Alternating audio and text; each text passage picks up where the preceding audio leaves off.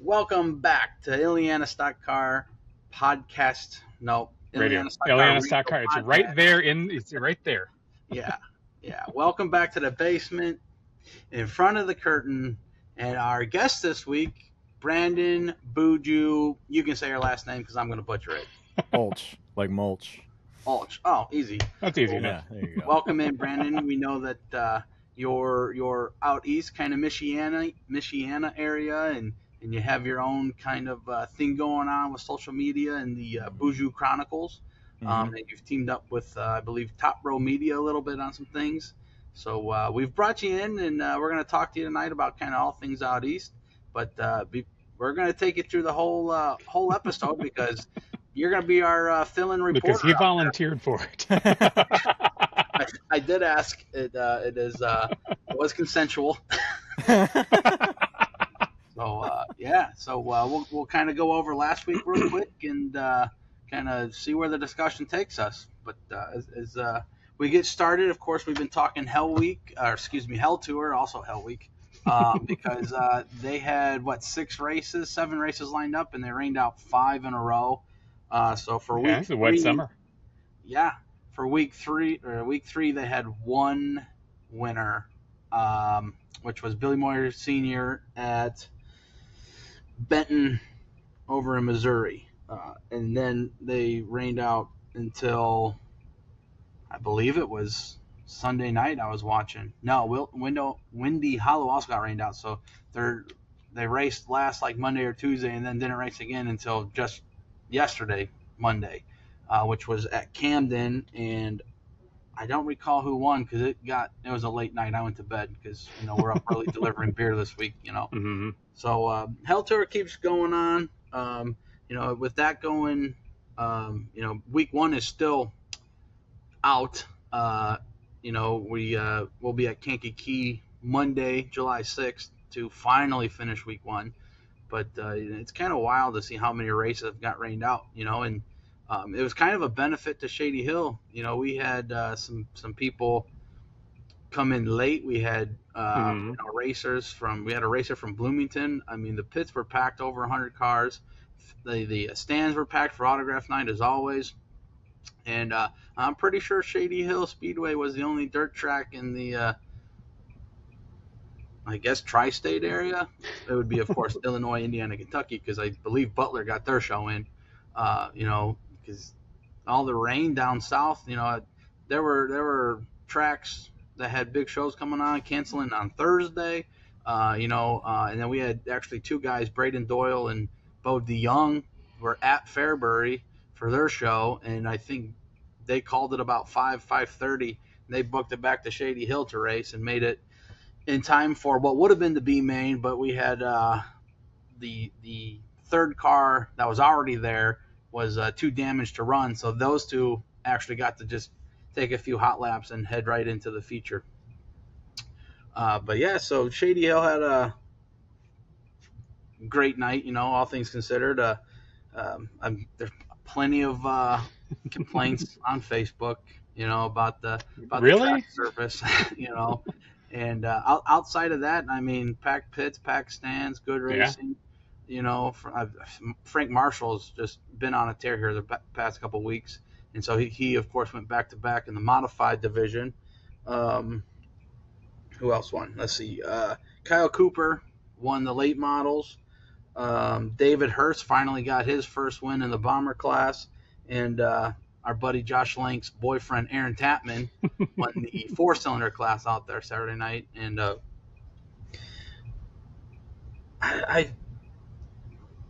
I think the modifieds was about the only runaway. I mean, some of these late model kids are coming along.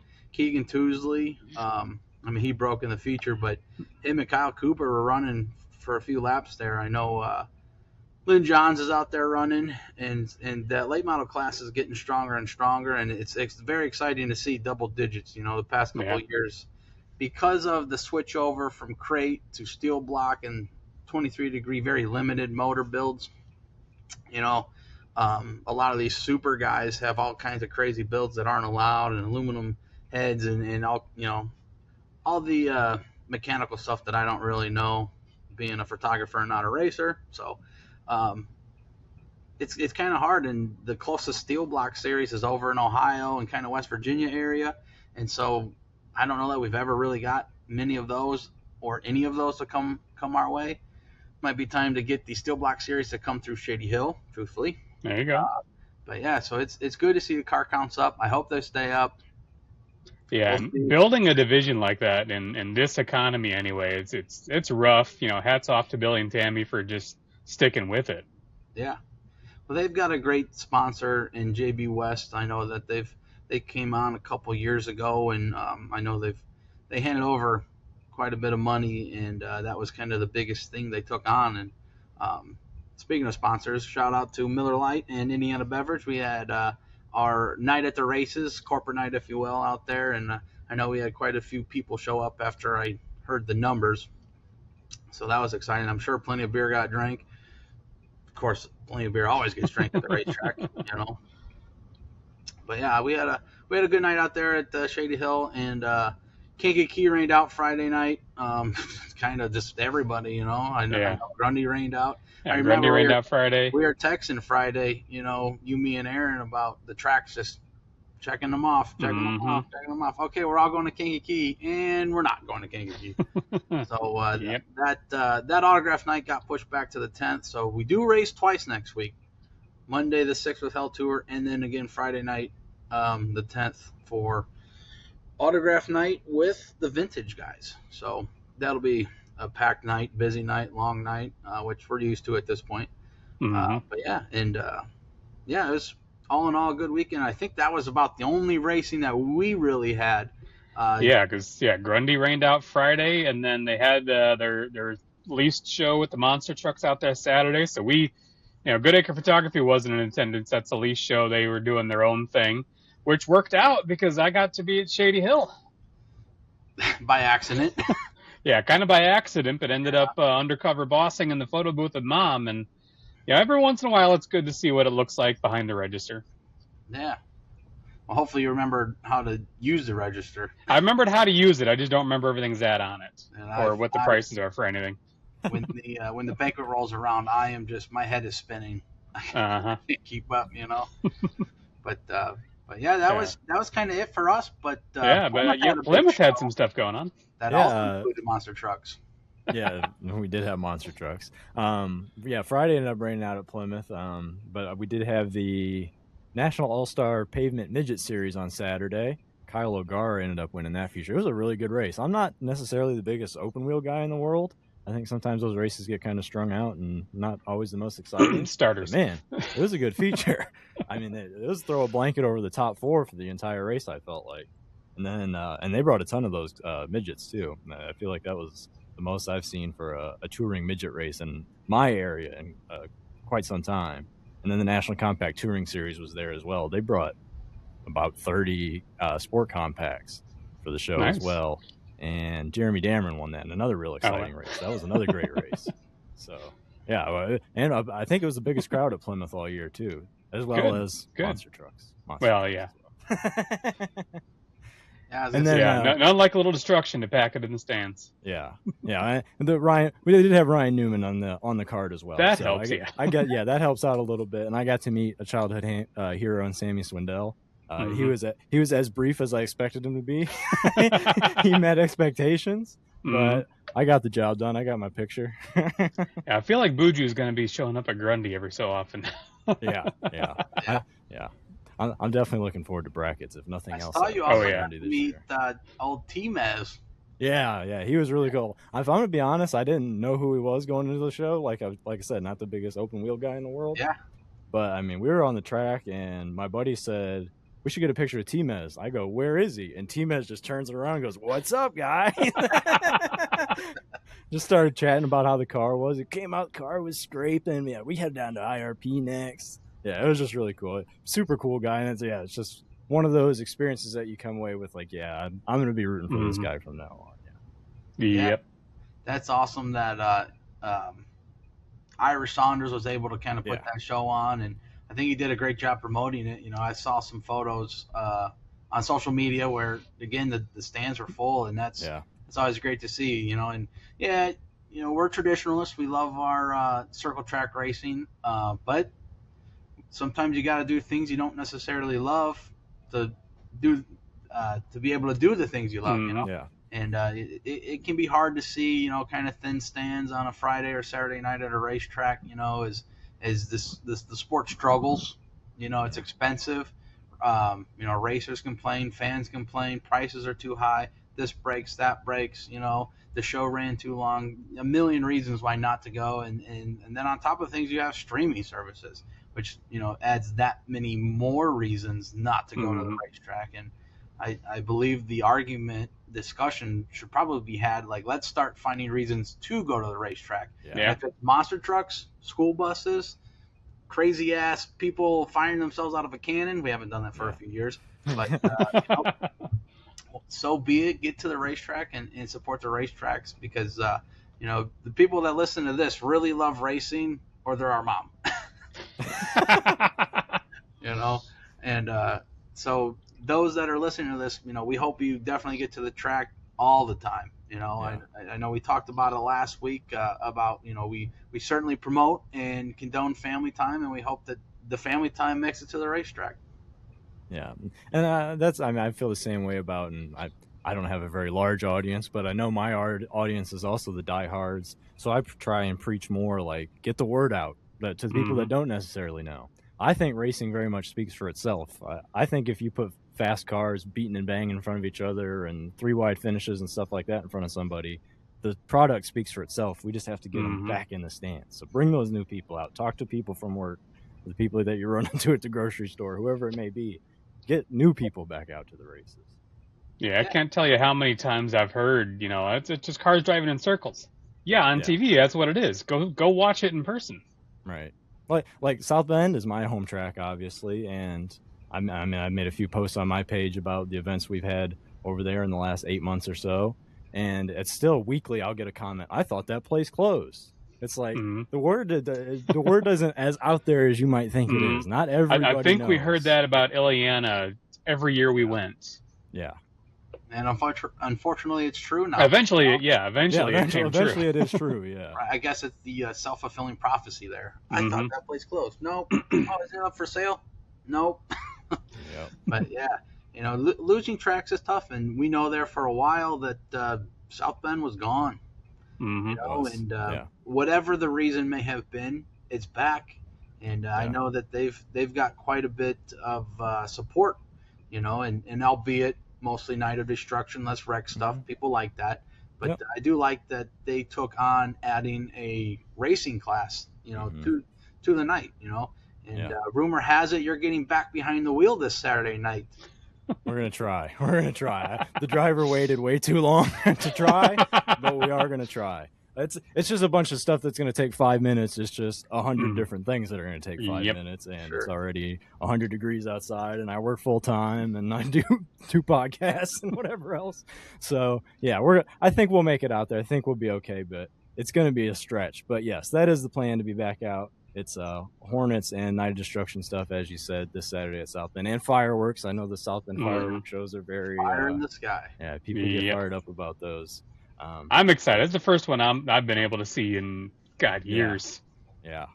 I feel like I don't know if I've been at South Bend on the 4th for a fireworks show in quite some time, because it's usually a Night of Destruction. We'd be racing somewhere.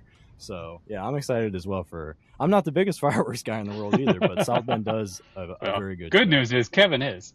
Yeah, he is. Yeah. And I think he's indoctrinated a few of his employees into being just as big as freaks as he is. So it's going to be quite a show. Yeah, I've only ever heard about it, so I guess I can only imagine how big that this year might be, being the 250th celebration of America, and all things that are kind of included in that. I know at Shadyhill, we always push the fireworks. We are always, thanking our military and veterans and first responders. And I know that Billy and Tammy really pride themselves in being Americans. And I know that the FIFA World Cup is here. Not that anybody here probably watches soccer, I certainly don't, but I'm about to tune in, to watch USA play. And I'm not a big hockey guy, but when USA's on in the Olympics, that was awesome. When they did the Four Nations tournament, I was down here hooting and hollering, drinking beer. I was getting rowdy. Like, I'm not a hockey guy, but I am certainly proud to be an American, as I know a lot of people in the racing world are, and as they should, And I think I love Ricky Bobby's quote, the best is, hot, nasty, badass speed, it's that's what we're about, and like just to have the freedom to put a car together and go fast, hell yeah. Yeah. Hell yeah. I'm behind the lens, but I would certainly entertain the idea of getting behind the wheel. Yeah. Not that I don't think anybody would trust me behind the wheel. They've heard too many stories about you in NASCAR 98. Yes. I promise I won't turn backwards to go run my brother. I think we've all done that. I think everybody has that sin in their past. Oh yeah. But yeah, certainly an exciting weekend coming up in motorsports world. Yeah. In general. A lot of our other tracks in my area out here are off this weekend. Like I know M40 isn't racing. I knew New Paris has the Night of Destruction on Friday. So yeah, I think South Bend might be a madhouse on Saturday, but in a good way, in a very good way. Yeah, definitely. And I know we'll talk about NASCAR here a little bit. That's going to be a big weekend. I'm going to be there as well. I'll be melting into a puddle at Chicago. Awesome. Yeah, and is there's so much going on this weekend in motorsports that it is kind of wild to think people are taking it off, and it's probably a good thing, honestly. Yeah, it is. But not everybody is, and there's still a racetrack to get to. But before we talk about what's coming up, let's talk about you, Buju. Yeah, let's bring our guest in. Let's hear your story. How'd you get in? How did you go from behind the wheel to behind the mic to back behind the wheel now? And let's talk about you a little bit. So I started going to South Bend when I was a kid. I don't remember the year exactly. I really wish I remember the year, but it was some 99, 01, somewhere in there. And I was just hooked immediately. I don't know that I've missed a Saturday since that first race. My brother started racing in 04, so I watched them for forever, it felt like. And I never really had all that much desire to be a driver for the longest time. I always grew up like making my own programs, and I wanted to own a racetrack is what I wanted to do. But the funds never quite came for that, so we decided to be a Hornet driver instead. But I finally got the itch about it was the end of 2019. My brother was in a championship running front wheel drives, Derek Davis Family Racing. And I had the thought in the back of my head, like, maybe I will just give this a whirl. I feel like I'm going to be mad at myself if I never try it. And then my nephew, Derek's son, Brendan, said to me one day, he's like, I've been thinking about maybe giving this a try. I was like, well, that works out perfect. We'll do this dumb adventure together. So my rookie year was terrible in 2020. It was already weird because of COVID circumstances. The season was basically cut in half.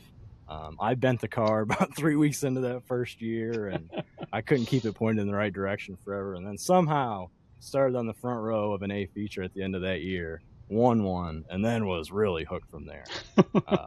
Won a few more at South Bend, won one at Plymouth, moved up to front wheel drives, and then they combined our front wheel drive class with the mini stock Mustang class out here, which really increased the horsepower and made my little Saturn not very competitive. So all the money I'm spending to go not very fast in a fast class grew very tiresome. So I stepped out of the car a little bit, but I'm a racing freak. Like, it's 24 hours a day racing in my head. So I was at work one day and I'm scrolling through racing stuff as I always do. I stumbled upon a new newspaper archive website somehow, and of course I started looking up racetracks. And there was an oddly large amount of articles from the Montville Speedway on there, which I'm not sure how familiar your audience is with the Montville Speedway, but it's a very unique little quarter-mile track up just over the Indiana border in White Pigeon, Michigan. With cheese. So I made and there's a TikTok account at the time, and it's still going around now, but it makes little quick AI generated videos that give half true facts about racetracks. I'm sure they just kind of grazed the Wikipedia there. Yeah. And that was going around at the time, and I was looking at those Mottville articles, and I had the thought, I was like, I feel like I can do better than that stupid AI account. So I tried. It was supposed to be 90 seconds. It ended up being just over 2 minutes for the first ever. What ended up being the Buju Bullring Chronicles. I did a brief history on the Mottville Speedway, and I think that first one ended up doing like 250,000 views or something crazy. So Lewis Noakes from Top Row Racing Media reached out, asked me if I wanted to continue making them and use his platform, which is very large, and I'm very grateful that he let me do that. So started making more. Made one on the O'Hare Stadium out in the Chicagoland area. I've made one on Bowman Gray Stadium and Okanichi Speedway out in North Carolina. Made one on Right to Race. One's on Right to Race bills. Yeah, it's just been. I just really love racing, so I'm willing to do anything. Yeah. I've announced at New Paris now. I've flagged at South Bend for Night of Destruction events. I'll do anything racing once. I'll say yes to anything. So it's kind of it's given me some very cool opportunities that I'm very grateful for, and we're still trying things. So I guess we'll see where it takes us in the future as well. Was that too long of a ramble? No. Man, have you watched this show? There's episodes where I get to rambling on about nothing for like 10 minutes, and Chris just sits there like, am I going to say something? Come up for air, you know? No, we love racing here, and we also have been granted all kinds of opportunities, you know, shooting and otherwise. In fact, I think I've spent about, 4 or 5 nights behind the mic, just briefly, you know, with people know that we have the podcast, and Josh Lank on Saturday, he didn't know anybody from Indiana Beverage except for me, so he called me up to talk about Indiana Beverage, and I'm like, I'm not ready. I don't know what to say. You know, stumbling over my words, and thanks everybody, you know, sort of thing. And go drink a Miller Lite. Tell you what, you want to just see some fun? Put a mic in front of Brian without any prep time. Yeah, I bet. Oh my God, what did we do last year for Dad's inauguration? It was both the Hall of Fame and his memorial race that we got handed a mic. Here, talk. I was okay at the memorial race. I just kind of ran out of words and handed you the mic. Yeah. His induction, not inauguration, induction. Yeah, the Hall of Fame. The Hall of Fame. Oh, I just froze. I didn't know what to do. Thanks, everybody. Here's my brother. Yeah, we were literally standing in the back of the room going over, okay, here's what we're going to talk about. Got up there. Brian's done. Yes. Gone. So, yes, that's an opportunity that I'll welcome. Ideally with some planning. I did okay at the Shadyhill banquet last year. Yeah. I definitely blacked out. I don't remember what I said necessarily, but Chris and Mom both confirmed that I didn't ruin the night. So right. Yeah. I got that going for me. You unlocked a memory for me. I hosted the mini wedge portion of the Plymouth banquet one time. Yeah. It was just a stumble fest. It was a mess, dude. I lost sleep over that for about a week and a half, I think. Oh man, dude. And it was tough. It's fun to do that stuff. It is cool. Be involved like we are, and you know, I think what's really cool is when we walk into a place, most often racetracks at this point, but and somebody recognizes us and says, "Hey, like, you had a great show or a good show," or you know, I started watching. How long have you? In fact, somebody asked me a few weeks ago at Shadyhill, "How long have you had this podcast?" And I'm like, "A few years," you know, and so we are starting to get out there. People are starting to see us. You know, TikTok probably has helped us. You know, I've been throwing up little clips from our shows to kind of like, hey, we're getting me all kinds of grief for Grundy too. That was a great clip. It was, and walking through the pits the next day. Oh yeah. I hope Christy hasn't let you live it down yet. It's Christy. She never will. But we're not quite the 250,000 views yet. But maybe we're at least 250. I think we're right. It hasn't happened since. Trust me. It was like the one feature you won, and then you're on. Yeah, exactly. You know? Yeah. You gotta take the Kyle Busch wisdom there. You gotta enjoy it while you got it, because you don't know when the next one's gonna be, right? Yeah. And there other ones have done well. I'm not a complainer, so I don't want to make it sound like I'm not grateful for the people who have watched the other ones, because the other ones have got scraped into the 5 figures. So we've done pretty well, and those are Facebook views, so that's a little different than like a YouTube or something. Something yeah, else. I think we're in double digits. Yeah, 30 views. Yeah. And how many of them is us going back in to share it? Yeah. Right. I got lucky with that first one. I think it just hit the right. It hit the algorithm. Really, that's a tongue twister, isn't it? Hit the algorithm right, and it got into local you groups. can't plan going viral. It just happens. No, yeah. Just you get a couple good shares, and it just snowballs from there. But yeah, it's been fun. I really do enjoy everything I do. If I didn't have fun doing it, I wouldn't do it. And I don't think I've said no to anything yet. So we'll start. Well, and here you are. We need some content generation. Get our numbers up. Yeah. So as someone who loves racing and has been around the sport for quite some time, where do you see the sport at at a local level, where it might be headed, and what fans can do to kind of help grow the sport?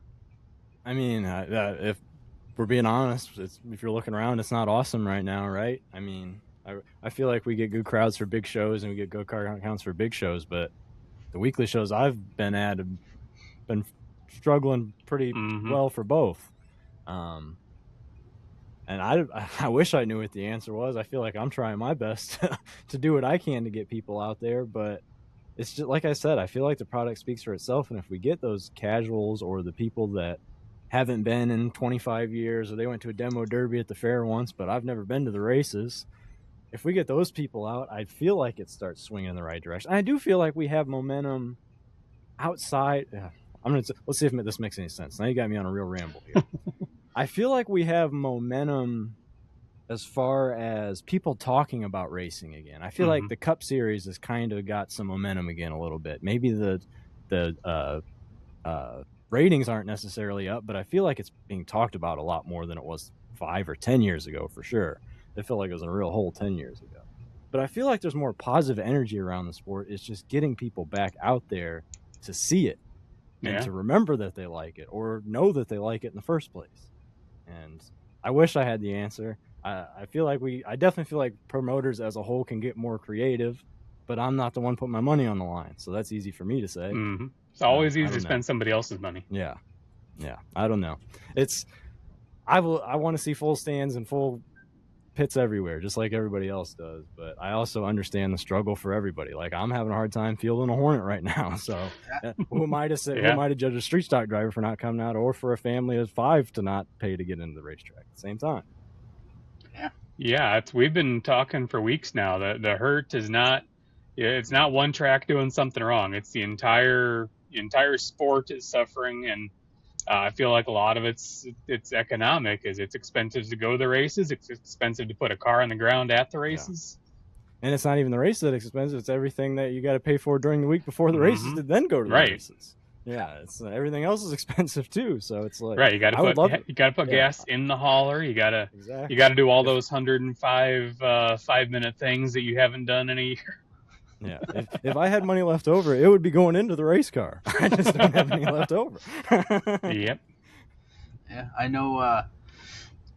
Big shows, no big shows. I mean, whatever we're doing at Shady Hill, man. Like, I don't know if it's just location, but I know we've talked about it a few times here, and but really the crowd engagement, and from personally where I've been, being at Plymouth a few nights with Chris, like 1 or 2, I think just one night at South Bend, which it was a good crowd. I think it was back in 17 or 18. It was the Gambler, somewhere back there. Show, and they had a good crowd there.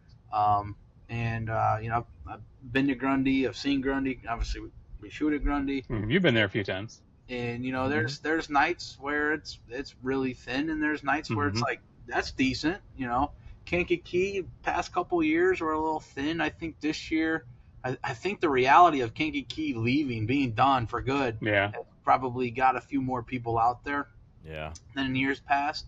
But ultimately, like they're doing better than they have, but they're still kind of thin. And and you have the debate of Friday versus Saturday. I'm hustling my ass at work just to get out there to shoot and do everything I can to help them.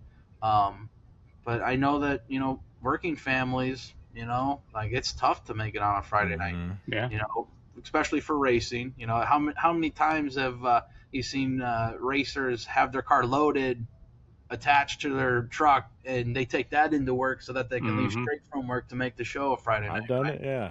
Where at Shady Hill I've on been- Saturday, there's Montpelier's been- pretty close, but I mean ultimately there's not a whole lot to do out there in the middle of that cornfield in Maderryville. Yeah, and I know, like, oh, my bad, Chris. No, go ahead. I've been the guy at work that's towed the race car and had it backed into the pipe yard at the old plumbing supply house. Get the questions all day. Is that your race car out back? I think. Hey, that brings people to the track. Well, in theory, anyway. Yeah. That's. I remember going down the highways, looking at the cars going past. Hey, let's follow them. Yeah, and I do think that matters too. Everybody's got enclosed trailers now. I know that's kind of that might seem trivial, but Kevin's hauler needs to be the standard. Yeah, Kevin's hauler's awesome. I wish I could afford to do something like Kevin did. Well, call up Hallmark. Every hauler needs to be built like that. The clear sides are the standard. Yeah, that's definitely an attention. Now, if they could do that on a toter home. Well, yeah. Those are some big pieces. But yeah, it should include a wrap with the toter. Oh, yeah, that's that's another thing is one of our guys was getting a full wrap. You know, he went to numbers only. Just it's expensive to wrap the damn thing. You know. It's more expensive to wrap the toter. It'd probably be cheaper to pay someone to paint it these days. But you know, Jives get up there. Yeah, those guys are well worth their cost. Yeah, you got to have good friends to get a deal anymore. Yeah. Yeah, I'm gonna start getting the texts and phone calls now. Hey, I thought we were good friends. Yeah. Yeah, you're still getting a good deal. All of our costs went up. Yeah, right. But speaking of good friends and a discussion,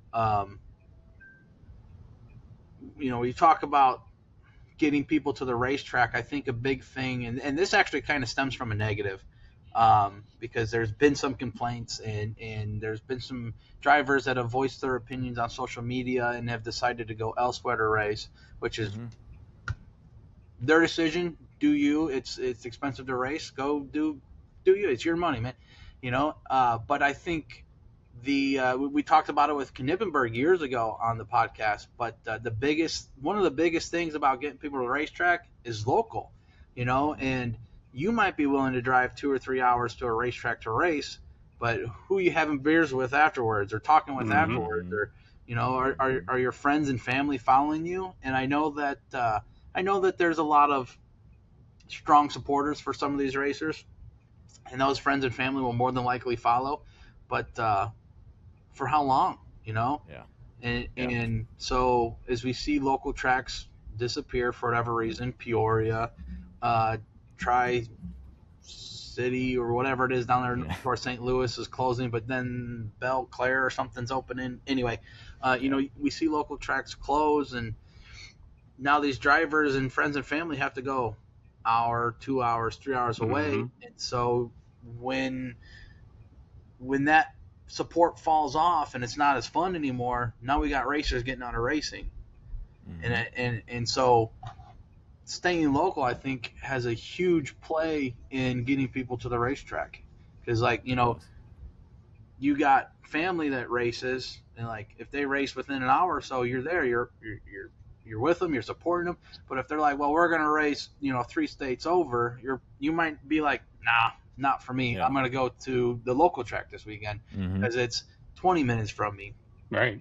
And as gas prices go up, which I think they're coming down right now, who knows, tomorrow they'll probably go up again, but as gas and just basic necessities go up, those days of traveling farther and farther to race and enjoy that sport kind of go away, because we got other things that we need to spend our money on, and 2 tanks of gas just ain't worth it.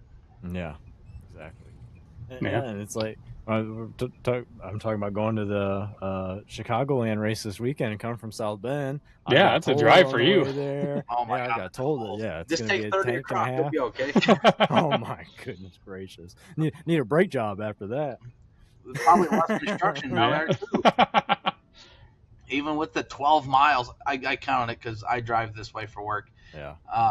I take 30 out to Plymouth, and so the 12 miles between it's like the Marshall-Stark County line and 35, which is like right there in Knox. For those of you in Indiana that know that, you know what I'm talking about. It's 12 miles, one lane on Route 30, and Chris has done it a few times, but man, oh my God, it's the longest 12 miles. But I bet that 12 miles is a fraction of what you're going to run into on 8094.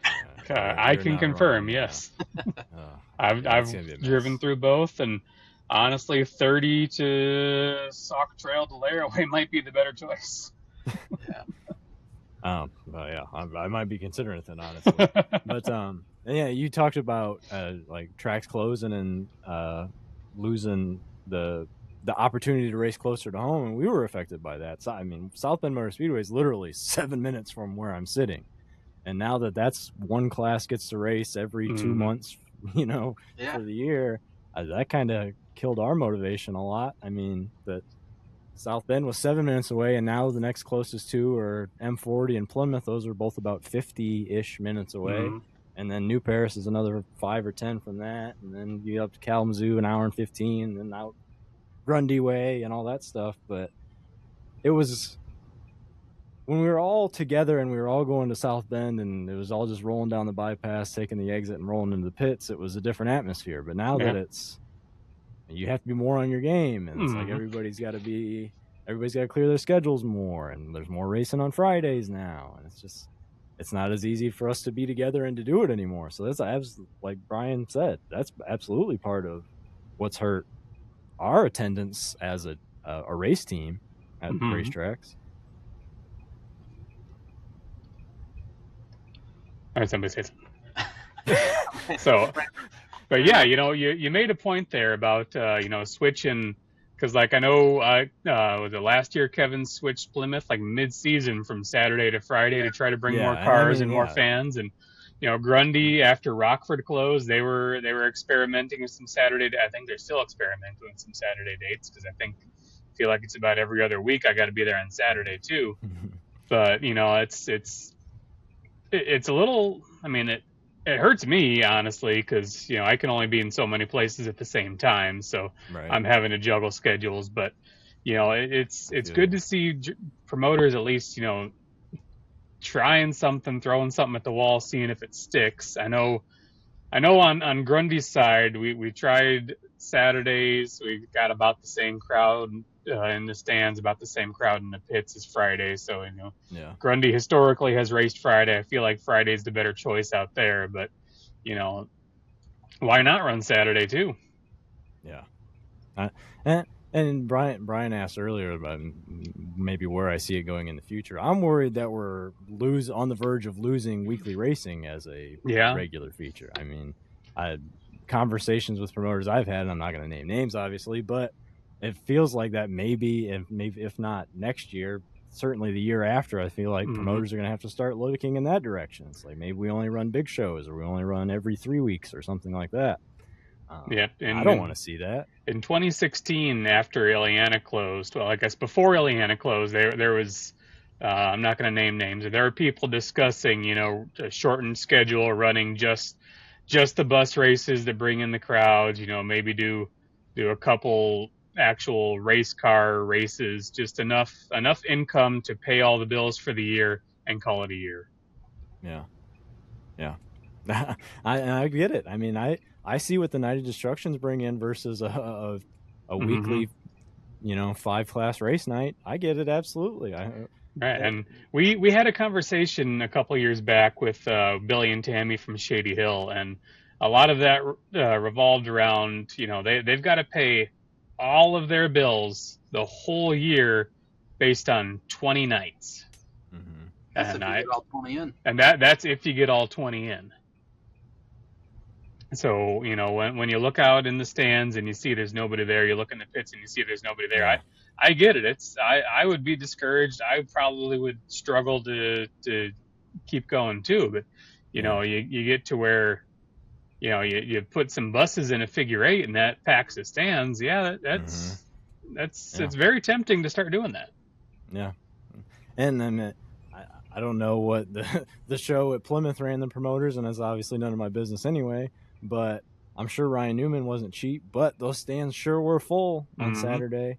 So the people are out there. The people still want to see racing. It's just, how do we get them there to see a regular race night instead of big names, big shows. Ryan Newman there, or even if you like, we have the Grand Slam at Plymouth, or New Paris has the Flagger Boy and the Summer Sizzler. Those still get big crowds. Yeah, but if I'm being honest, and I've worked at New Paris, but if you go to New Paris on a Saturday night, the crowd is tough. It's still great racing. I mean, you can watch the videos. It's still great racing out there, even maybe with not the greatest car count in the world. It's just the people aren't coming out. We've talked about a lot here is the Facebook keyboard warriors wanting to see an entry list and how many cars are going to be there. Well, just show up. Exactly. Yeah. M40 had a show this Sunday, and it was in honor of the Montville Speedway that I talked about earlier.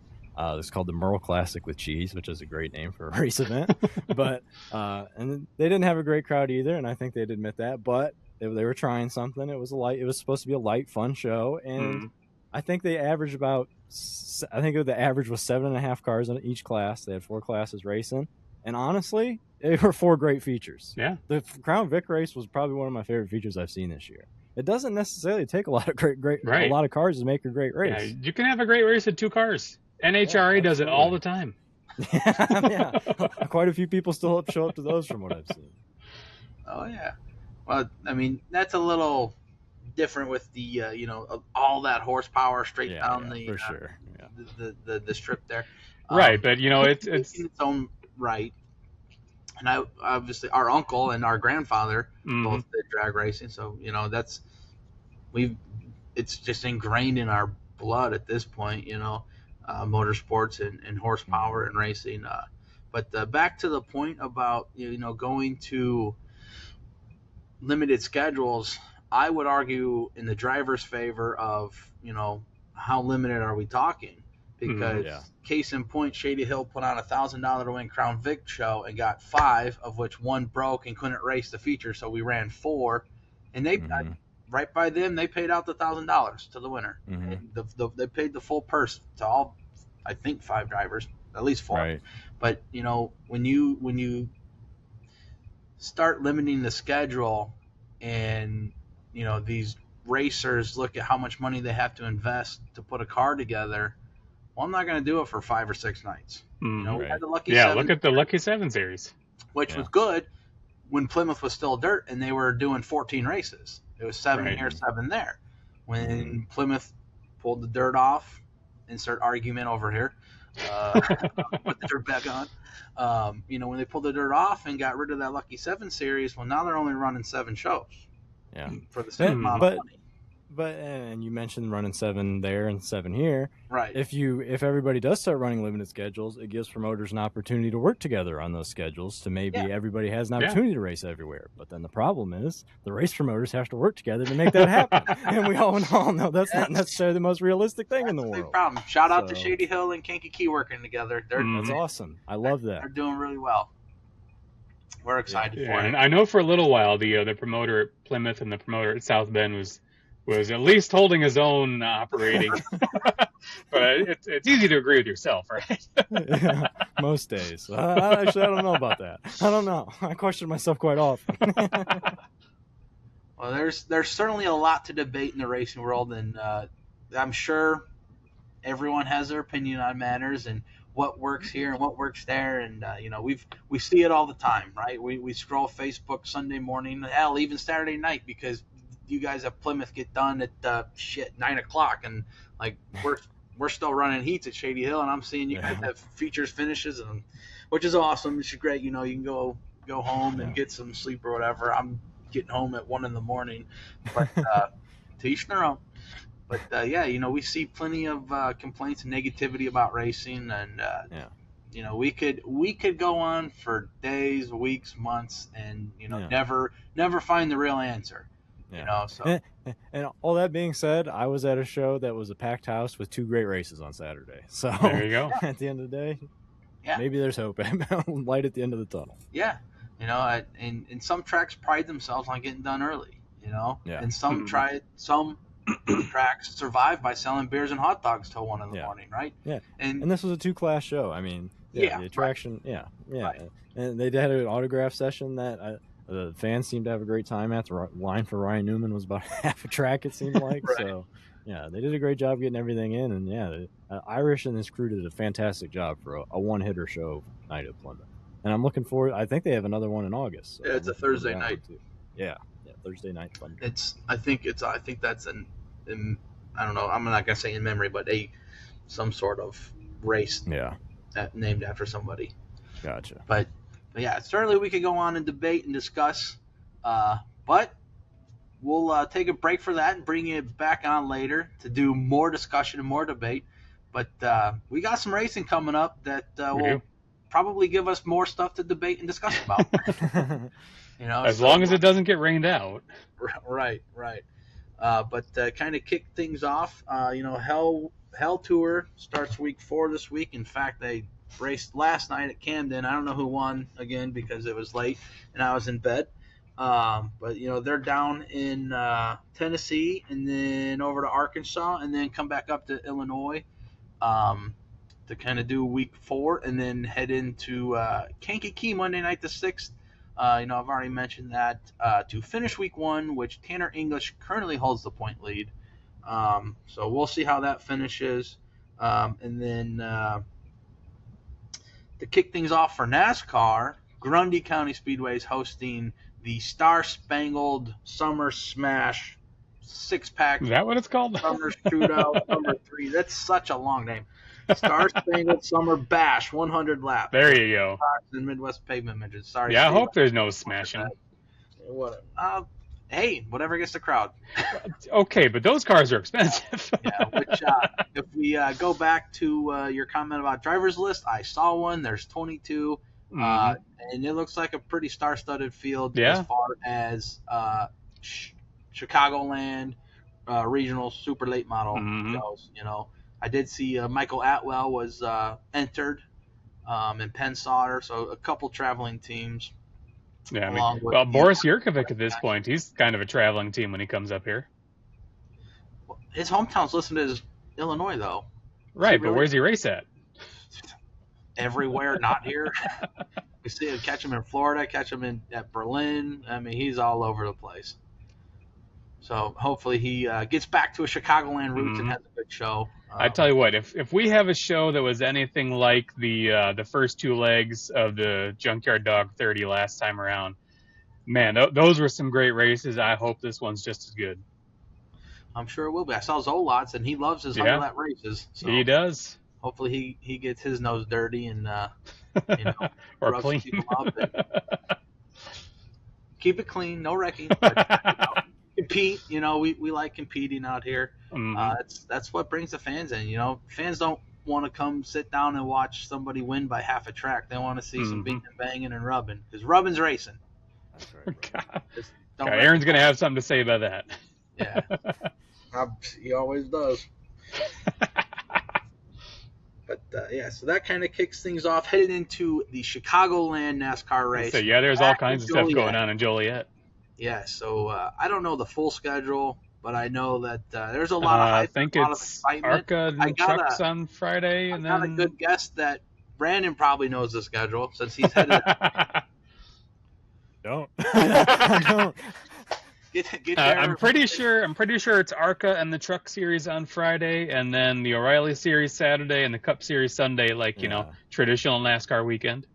Yeah, awesome. I know the Cup race is Sunday, and I'm going to that. That's all I know. Awesome. Yeah, so that'll be a good weekend out there. Happy to see him back. I do really like those one-off. Chicago downtown was really neat. Not that we went, but to see it. And I know last week we talked about the San Diego show. My father-in-law was stationed out there at Coronado, so it's kind of unique and it's different. I'm not a big street course guy. I'm certainly the oval track beating and banging kind of guy, but it is cool to kind of see those unique race setups. Yeah, I love that they do stuff like that. I love the Bowman Gray Clash that they've done did last 2 years, whatever it was. Last 2 years. Yeah, but they brought North Wilkesboro back. They did the Chicago Street Course, obviously, Mexico City. I love that they get out and try new things and not only dip into the roots of where they came from, but also, like you said, San Diego or I mean, they were in the Chicago market, but downtown Chicago is a little different than Joliet, as we know. Well, just saying, if to start a completely different podcast here, if the Bears do end up moving, Soldier Field used to be a racetrack. It's true. Yeah. Pull that toilet bowl out and just dig the grass up and put the concrete back down. That's right. It'd make a great little bull ring, wouldn't it? It would. It sure would. Some great midget races too. Yeah. Yes. Let's see. So that was Grundy and NASCAR. The Fairbury Speedway is they've got their weekly Falls Cup, and they are racing Crown Vics. If Fairbury adds them, it's for real, right? Fairbury is America's dirt track is their motto, and they certainly have they have a very good reputation. And I know they had brought back 4 cylinders this year, which was pretty neat to see. A couple, I guess, fans of ours, whatever. We're fans of them. But Lagasty and the Dutch Mafia took a few out there. And, it's cool to see, like, local guys that, race here with us venture out. And I know that few Kankakee guys are going to take their Crown Vics over there to Fairbury, and that'll be cool. And if I remember correctly, I think Fairbury was part of the old 5-0 deal with the cops there at Grundy. I think they had a show at Fairbury. So yeah, don't quote me on that, but yeah, I know they were kind of all over the place there for a little bit. Yeah, so kind of getting back to their roots there. That'll be a unique show if you're able to make it out that way. Didn't say any fireworks, so I don't know. They were originally planned for this past weekend, which rained out, so maybe they kept them dry, and we'll shoot them off this weekend. For those headed that way, let us know, I guess, or I'll see it on Facebook. But Plymouth is off this weekend. Shadyhill has their 26th annual Firecracker 50 with the big fireworks show. If you look at the previous winners list, a lot of big names. Jeff Leake is on there. Of course, Nick Allen, Jamie Lomax have won as well. Big local guys. I think Brad DeYoung's on there too. I mean, there's some big dogs on there. If we go all the way back, which I don't have it with me, it's been around for a while, and the UMP modifieds have been a very good class, all around, and there's a lot of competition. As you're watching Hell Tour, some of these guys, dirt in the dome, if you make it out there, the modifieds are a really fun class. And I think the one unfortunate part is, like, they are now premier.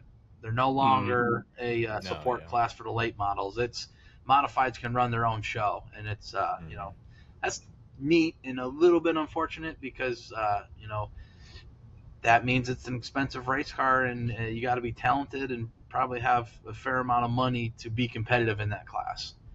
I think what I really like most about the Dirt in December at the Dome is they have kind of like the open rule set up to where they're inviting IMCA guys, USMTS guys, maybe a Wasota guy on top of UMP, dirt cars there as well. And it's probably a small enough track that they're probably all equal as far as drivetrain setup and stuff.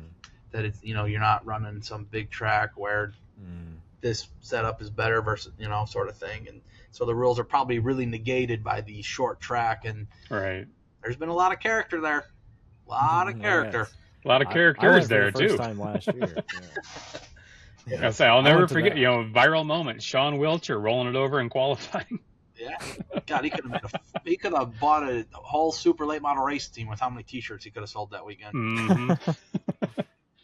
Yeah, I went to that last year. Man, it's such a blast. I don't remember the A features on Saturday, but what I do remember sure was fun. Yeah.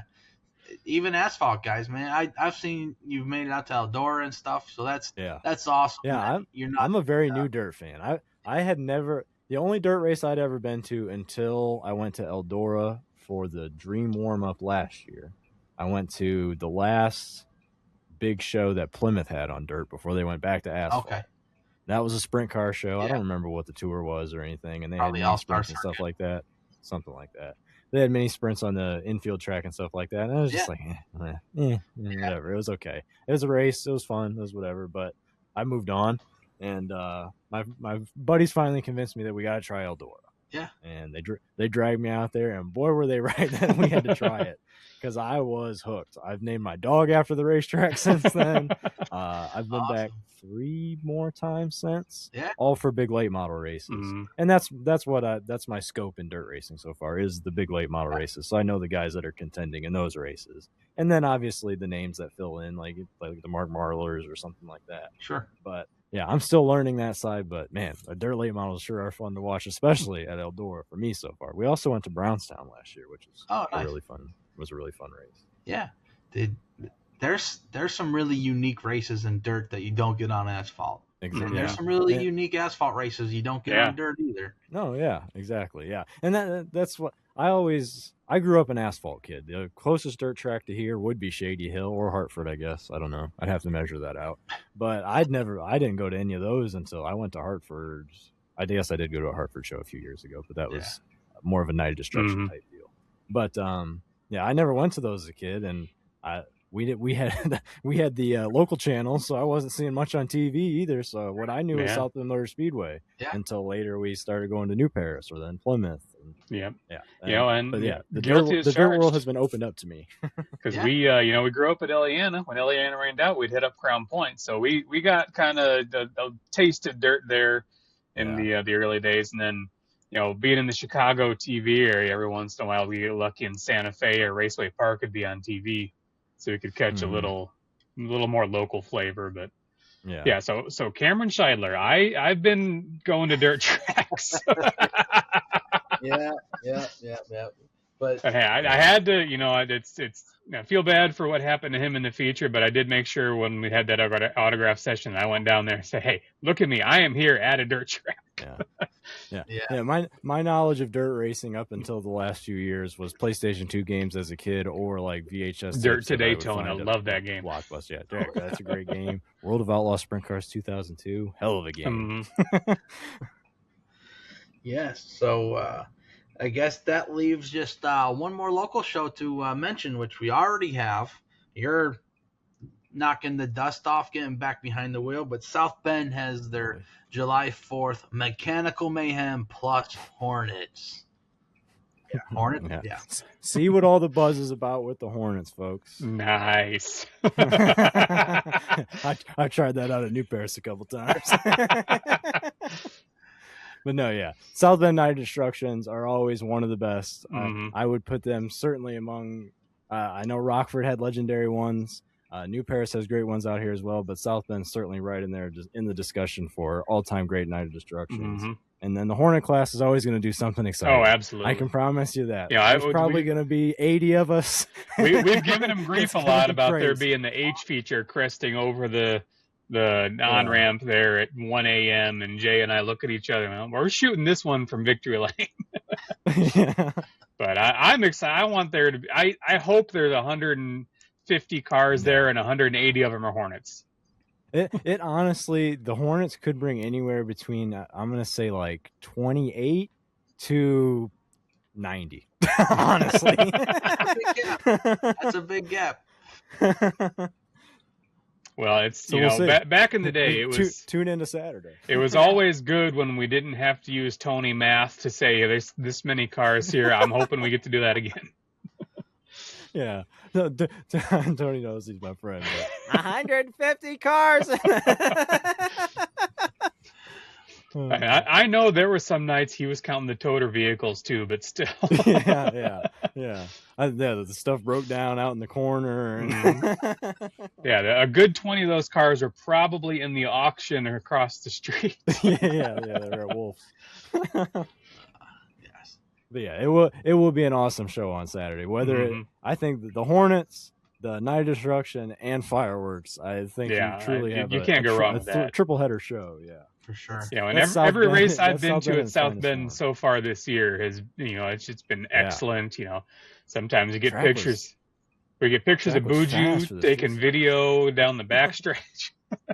yeah. But track was super fast for street stocks earlier this year. It was a little dusty in the first one for the Crown Vics, but it was a Crown Vic race, so it kind of played into what it is. But yeah, the track was fast as hell for street stock. So I'm interested. You put a bunch of Hornets out there, man. I don't know what's gonna happen. Hopefully, mine makes it through. Well, it's certainly an action-packed weekend ahead with 4th of July, the 250th birthday of the United States of America. Races across the board. I guess really not across the board because quite a few people are taking it off for the holiday. Races in Joliet and other places. Yeah. But there's plenty of racing. It's fair season here, so that affects racing schedule too. Yep. Welcome to Indiana. Fair started probably last week or the week before and go all the way through. Lake County is the only one in August, but ultimately it does. Porter usually bumps up right into to August. I know the Grundy County Fair, which I just did the schedule for, and probably going to be working on some more graphics for later tonight. That's coming up here. It's a week later than normal. I think it's the 8th through the 12th, I want to say. Because, you know, with NASCAR being in town, Grundy, to their credit, pushed everything back a week. We don't want to take people away from the track or take the track having people away from Grundy. Yeah, the St. Joe County Fair always leads right up to the 4th of July, and it's always 148 degrees outside. Yes. So I guess it's time for our #1positive. Yeah, guess what we forgot to do after we promised that we weren't going to forget to do it again this week. Oh, shit. Go through the... Yeah, we got to start actually making that post. Third try's a charm. Commented, so... Third try's a charm. We're gonna get our office assistant on our scheduling. Yeah. So # shout out to mom. Yeah. I don't have one written down. All right, winging it. Go for it. Yeah. This is your microphone without preparation time. Boy. #1positive. My one positive is the co-workers of mine that did show up to Shadyhill. You know, I know Dallas has been, obviously a few others I know have been, but for those that have never been to a racetrack, you know, we talk about getting new people involved. I think this is a cool way, you know, absolutely. Indiana Beverage and Miller Lite sponsor and advertise at Shadyhill Speedway. And we do a corporate night for them. And, you know, we extend general admission tickets to those that inquire and invite them out, you know, and we have a few options that they can do if they want, you know, wave the green flag, take a ride in the pace car, you know, stuff like that. I really push for that. You know, you could take pictures. Yeah. Come on down. I'll let you press my buttons, I guess. But yeah, I think it's a really neat setup, and to get people out there, you know, even if they've been before and just want to come and enjoy it, you know, and have a few more bucks to spend on Miller Lite and a cheeseburger or whatever, so be it. But you know, this is a good way to get new people involved. You know, we talk about it a lot on here about how do we get more fans. Well, first thing we need to do is get outside of our circle. Because if we continue to be in our circle, it's just people that are already showing up. Right, so like I can watch Buju Bowling Chronicles. Yeah. But if I'm not sharing it, nobody that's friends with me sees it. That's right. That's a great point, Chris. And so as we look to grow the sport, bringing in advertisers and giving them that opportunity to get their employees to the racetrack, you know, for one night, right? And you know, how often has Kevin done a $1 to get in, $5 to get in? Yeah. You know, typically it's 12, 15, you 20, know, whatever. I've heard the argument that you're losing money giving away tickets, but I argue that you weren't making that money anyway. Right. Yeah, I would rather. Yeah, I hear the other side as well, but man, I'd rather have somebody in that seat and maybe buying a hot dog and a beer than just leaving it empty. Certainly. And so that's my one positive this week. It's Miller time, each week we kind of close out with support those that support us. Miller Lite, Coors Banquet, Beast, Monaco. Hell, I think they even got Cayman Jack in there now. They're Keystone, Outlaw Light. For those of you that don't know Outlaw Light, it's kind of a newer, cheap beer on the market. I think the marketing is very much suited for a racetrack. They've got Coetzel, they've got Hardy involved, and so we kind of push for that maybe to get going out there. But I have had reviews, and they suck. Not the reviews, but the beer has not been reviewed as well. But it's cheap beer, so if you're looking for cheap beer, it's drinkable. Hey. I'd rank it. But yeah, so in an attempt to help kind of grow the sport, to grow the speedway, it's in our market. It's a little bit further than our backyard, but it's within an hour to get there from where we're at here in Valpo. It's a good deal, and I hope that more tracks take advantage of stuff like that and use that opportunity to help grow themselves and bring marketing partnerships. Yeah, bring in outside money and new fans. Yeah. Buju, you want to go next? Yeah. He was unprepared too. Yeah, always. That's how I live. But my one positive, seeing my brother out in front of a big race on Saturday. He's had a tough few years in a race car, but the reason I race is because of my big brothers, Derek and Drew. Kevin didn't race so much, so it was mostly Derek and Drew. But yeah, like I said, been a tough few years for Derek in a race car after a lot of success for most of my life. So it was very cool to see him out in front of a big race again. The emotional side of Buju might have got a little teary-eyed at the racetrack on Saturday for a little bit. So yeah, that's my one positive, is seeing my big brother out in front of the race. Good. We won't talk about where he ended up, but no, it was cool. All right, well, I'm gonna double up here. Hashtag 2 positives. First, the scheduling didn't quite work out, but hashtag 1 positive, shout out to Tim Scroggum and everything he's done with the Mid-Am series. Just posting today as we're recording, a couple days ago as you see this posted, that Josh and Carrie Nelms have taken over ownership of the Mid-Am series. So, hats off to them for picking up where Tim's not really leaving off, but left an opportunity there. I wish them all the success in the world. I'm sure we'll have Josh on at some point in the near future. And Tim is already not really stepped up, but he's kind of voluntold us, hey, I'm coming back on to talk about this. So, eagerly anticipating getting him back on and to see what the future holds for both him, Cheryl, Josh Carey, the Mid-Am series in general. So the future of racing there is, there's a future, which is always good. So hashtag 2 positive is I made it to Shady Hill this year. I hit all 5 of our tracks so far. It's all Brian's fault for, it's all nature's fault for raining us out on Friday at Kankakee, and Brian didn't bring the Kankakee autograph cards because why are the Kankakee guys going to come to Shady Hill for autograph night? And, well, guess what? So here I am, looking forward to a night off of the races, do stuff around the house that I haven't been able to do since sometime in the early stages of April. And nope, I'm going to Shady Hill. Showed up just in time to get the cards, and Mom had a line at the booth, so I'm jumping in and trying to remember how to run anything in the booth, and that's a bit of a struggle, but that's why I go out where it's safe in the infield and take the pictures. But yeah, so as we do appreciate you sticking around, but I did tell you didn't have to. You could go home. I was about to say, it kind of looks like he's looking for a pat on the back here, bro. I don't know if you know me all that well. Have you watched previous 14 episodes? Chris's nickname is the Milkman because last week was the first episode since March that he didn't mention his damn gallbladder. I didn't need to. You did. And I didn't bring it up tonight. You just did. So Travis, that's all on Brian. To my credit, I did tell him at brackets last year. I said if you wanted some attention, you just could have asked. Instead of going to the hospital. I think he wore that bracelet the whole week after. No, not just that weekend.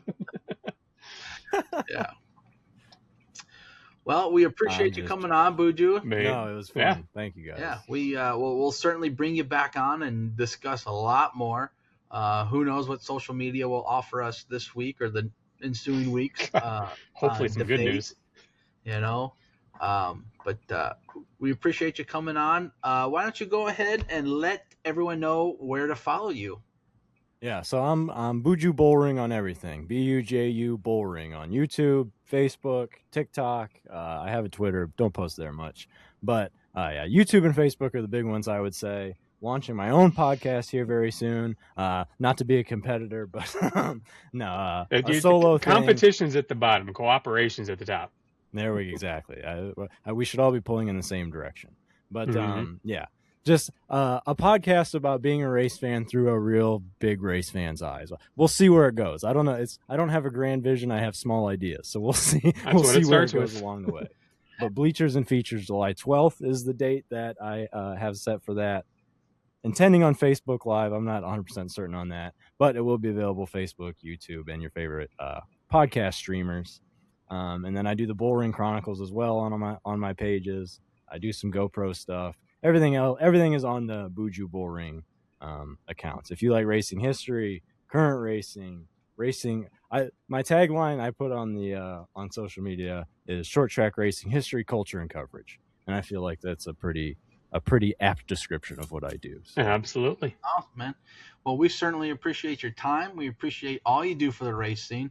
We're not always out there, out east at Plymouth and South Bend. Yeah. And so they certainly need as much help as they can get on the social media side and pushing, just the Michiana racing history in general, when you see people talk about, lost speedways and stuff like, if you like lost speedway stuff, there's a lot of that on my on all my accounts. But the NASCAR race happened in South Bend, and I'm not talking about South Bend Motor Speedway, and the grandstands are still there. If you want to hear about that, it's on my YouTube. Yeah, very unique. The track and model, as I mentioned. And we're certainly history buffs. Or I should speak for myself. I'm a history buff. I'm sure my brother is at least a little bit.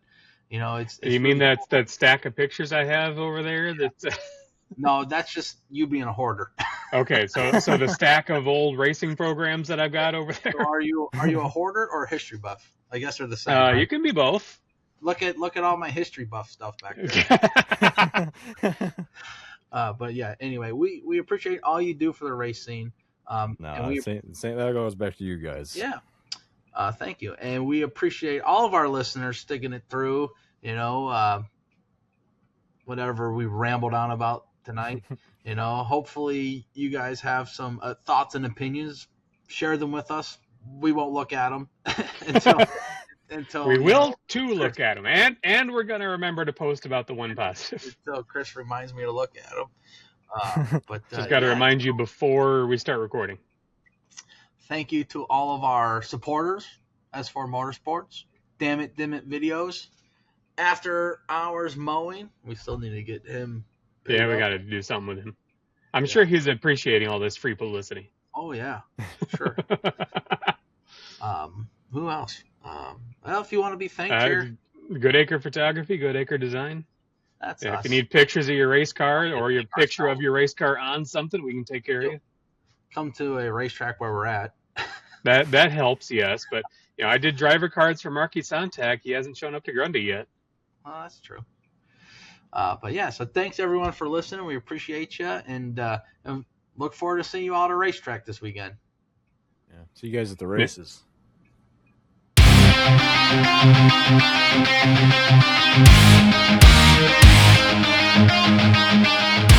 Yeah.